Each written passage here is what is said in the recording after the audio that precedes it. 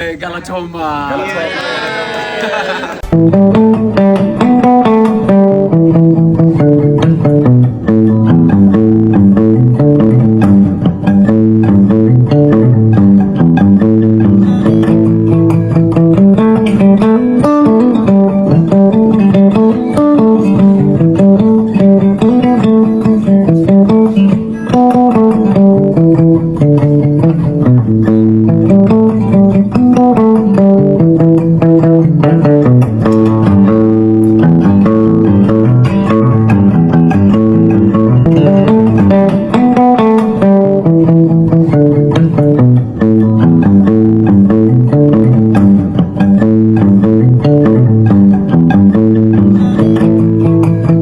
ሰላም ጋይስ አሁን የምንገኘው ወንጪ ነው።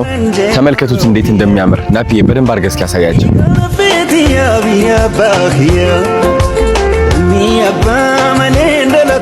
ጋይስ የሚገርም ነው። ቡና ተዘጋጅቶልናል። ቡና ሴሬሞኒ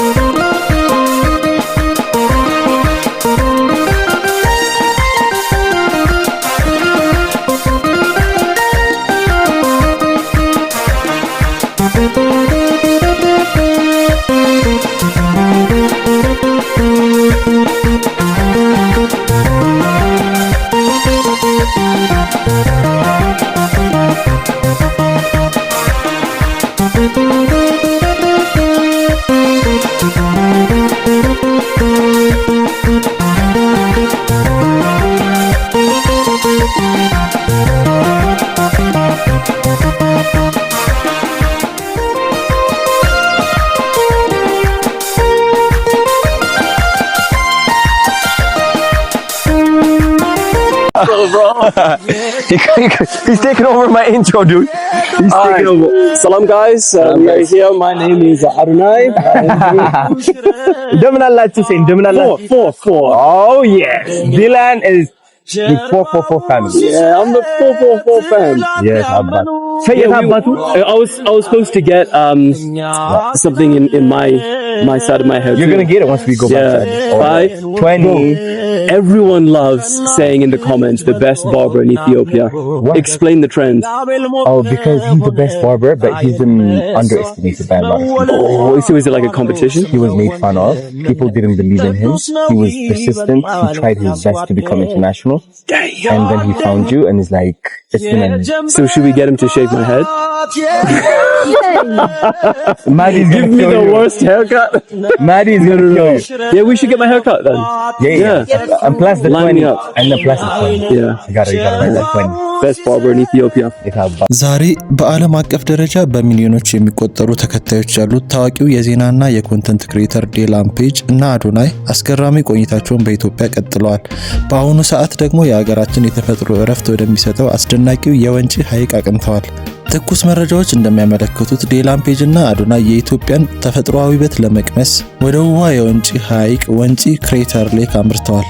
በስፍራውም በነበራቸው ቆይታ የአካባቢውን አስደናቂ ተፈጥሮ ከማድረቅ ባለፈ በባህላዊው መንገድ የፈረስ ግልቢያን ስፖርትን ሲለማመዱ ተስተውለዋል። ከቦታው ከሚወጡ ምስሎችና ቪዲዮዎች መረዳት እንደሚቻለው ሁለቱም ክሬተሮች ካጋጠማቸው አድካሚ ስራና ጉዞ በኋላ በተፈጥሮ ንጹህ አየር ሙሉ በሙሉ ሪፍሬሽ እያደረጉ መሆኑን ከፊታቸው ላይ በሚነበበው ከፍተኛ ደስታና ፈገግታ በግልጽ ይታያል።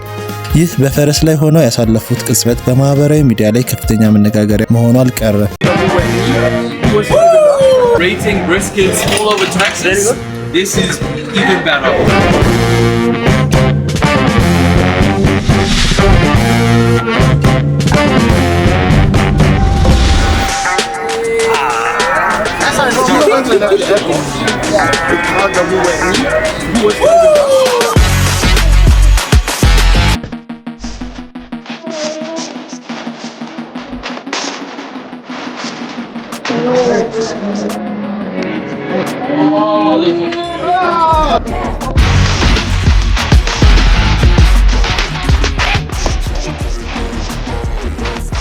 This is a world exclusive well right here. Only can be found in Ethiopia.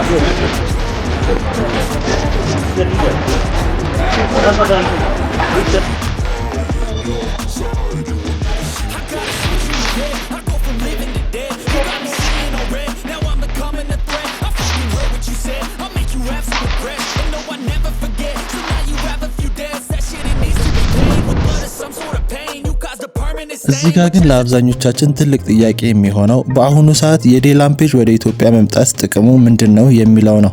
ሁላችንም እንደምናውቀው በአሁኑ ወቅት ሀገራችን ኢትዮጵያ ውስጥ በርካታ ፈተናዎች አሉ። የሰላም እጥረት መኖሩ፣ የኑሮ ውድነት ከቀን ወደ ቀን እየከፋ መምጣቱና የህዝብ የዕለት ተዕለት ህይወት በብዙ ውጥረት የተሞላ መሆኑ እውነታ ነው። ነገር ግን በዚህ አስቸጋሪ ወቅት እንደ ዴላን ያሉ በዓለም አቀፍ ደረጃ በሚሊዮኖች የሚቆጠሩ ወጣቶች የሚከታተሉት ታዋቂ ሰው እዚህ መገኘቱ ትልቅ እድልን ይዞ ይመጣል። ዓለም አቀፍ ሚዲያዎች ስለ ኢትዮጵያ ሁል ጊዜ የሚያወሩት አሉታዊ ዜናዎችን ብቻ ነው። የዴላን መምጣት ግን አገሪቱ አሁንም ድረስ ሊጎበኙ የሚችሉ አስደናቂ የተፈጥሮ ሀብቶች፣ ውብ ባህልና እንግዳ ተቀባይ ህዝብ ያላት መሆኑን ለዓለም ማህበረሰብ በተግባር ያሳያል።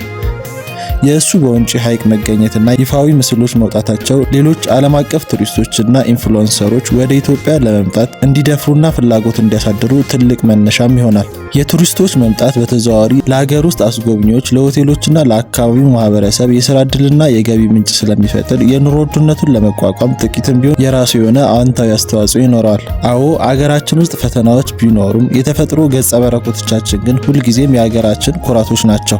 ዴላንና አዶናይ በኢትዮጵያ በሚኖራቸው ቀጣይ ቆይታ ምን ቦታዎችን ይጎበኙ ይመስላችኋል? የእነሱስ አብሮ መሆን ምን አይነት ስሜት ፈጠረባችሁ? አስተያየታችሁን ኮሜንት ላይ አስፍሩልን። ቻናላችንን ሰብስክራይብ፣ ቪዲዮን ላይክ እና ሼር ማድረጋችሁን እንዳትረሱ። በቀጣይ መረጃ እስክንገናኝ ቸር ቆዩን።